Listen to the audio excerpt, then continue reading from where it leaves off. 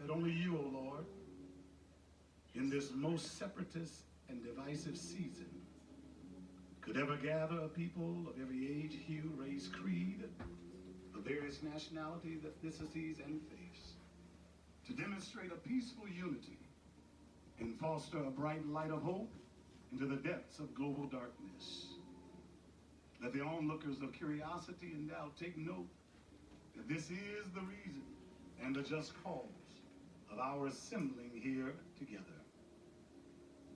It was a half century ago, Lord, that right here in this house built by C.H. Mason, that you ordained a young Baptist preacher, clothed in the maturity of civil rights conviction, who found himself walking through the valley of the shadow of death.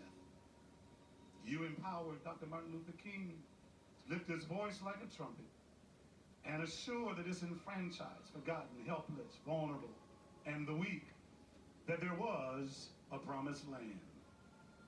As you graced Moses to speak to a fatigued Jewish people over 7,000 years ago, Dr. King likewise prophesied from a divine revelation what you, O Lord, enabled him to see through the eyes of faith.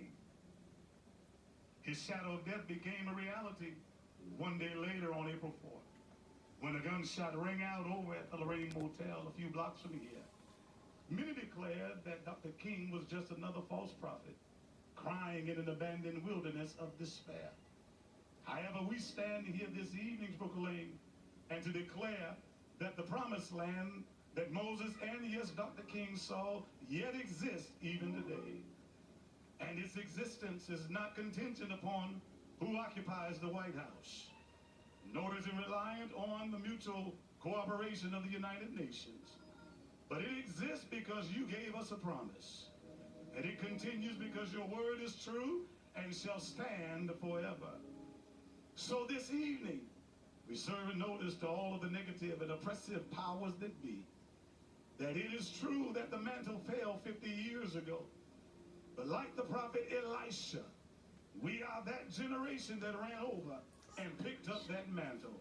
Yes. And today we will leave here carrying the mantle of justice, Yes, Lord. the mantle of liberty, fairness, the mantle of equity and equality, the mantle of mutual respect, and most of all, love.